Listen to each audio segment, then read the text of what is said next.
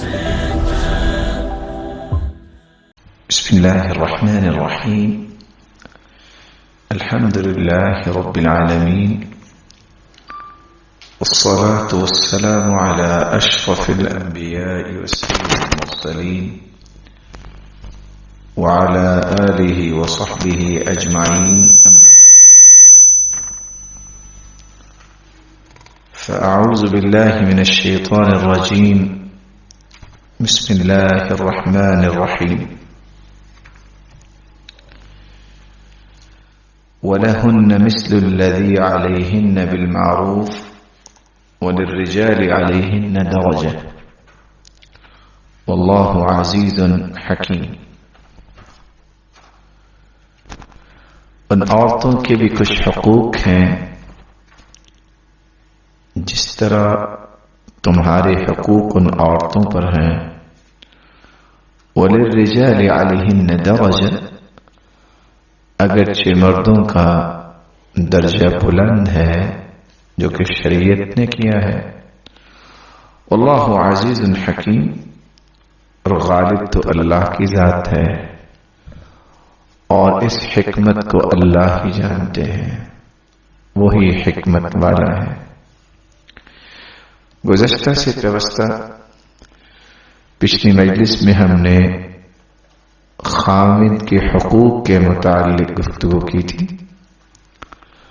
آج ہماری گفتگو کا محور بیوی کے حقوق ہے. اسلام کی یہی ایک خوبصورتی ہے کہ اسلام انتہائی توازن اور اعتدال کے ساتھ مرد و زن دونوں کے حقوق کی بات کرتا ہے. عدل و انصاف جو کہ اسلام کی پہچان ہے، اور افراط و تفریط سے دور ہونا اور انتہائی اعتدال اور توازن کے ساتھ زندگی کے زاویوں کی رہنمائی دینا، یہ ایک اسلام کی خوبصورتی ہے. عموماً ہوتا یہ ہے کہ مرد حضرات جن کو عدل و انصاف پسند نہیں ہوتا، وہ صرف اپنے حقوق کی بات کرتے نظر آتے ہیں یا اپنے حقوق کی گفتگو سننا ہی پسند کرتے ہیں. اور اسی طرح ہی کچھ عورتوں کا بھی مسئلہ ہوتا ہے.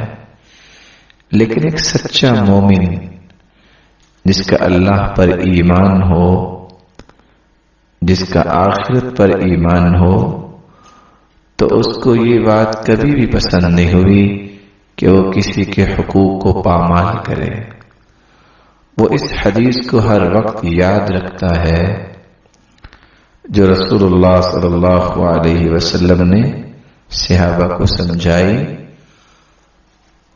کہ تمہارے اوپر جو حقوق ہیں تم ان کو ادا کر دیا کرو.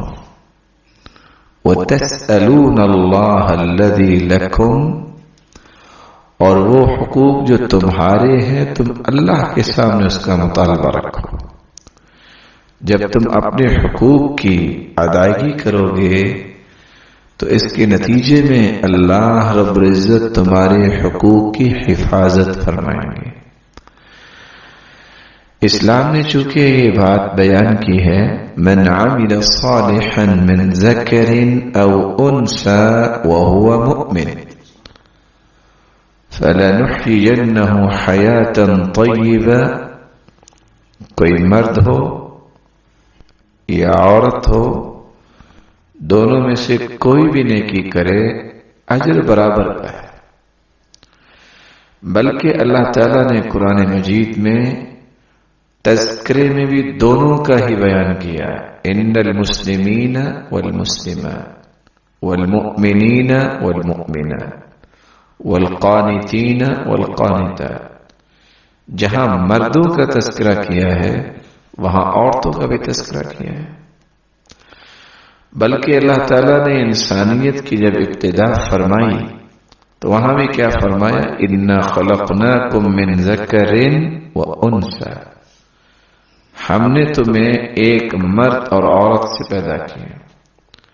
انسانیت میں بھی برابری، نیکی میں بھی برابری، تقوی میں بھی برابری، بلکہ اسلام اتنا خوبصورت دین ہے جس نے عورت کے شرف، عزت اور عفت کی حفاظت کی اور اس پر مستزاد اسے بہت سارے انعامات سے نوازا۔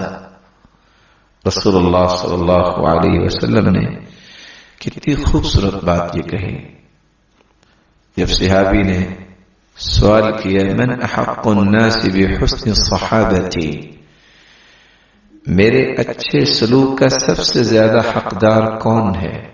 فرمایا امک، آپ کی والدہ گرامی، اور یہ ارشاد 3 مرتبہ فرمایا اور 4تھی مرتبہ فرمایا کہ آپ کے باپ کا بھی حق ہے۔ تو یہ اسلام نے کیوں یہ حقوق 3 عورتوں کو دیے؟ یہ اسلام کا عدل ہے، یہ اسلام کی خوبصورتی ہے۔ کس طرح 3 پہلوؤں میں عورت کو ہی ذمہ داری اٹھانی پڑتی ہے جب انسان ابھی دنیا میں نہیں آتا، پھر اس کی پرورش، پھر اس کی دیکھ بھال، یہ سارے معاملات چونکہ اس کو ہی نبھانے پڑتے ہیں، تو اسلام نے اس کے لیے تکریم کا پہلو پیش کیا، اس کی عزت افزائی کی اور اس کے لیے آسانیاں فرمائی۔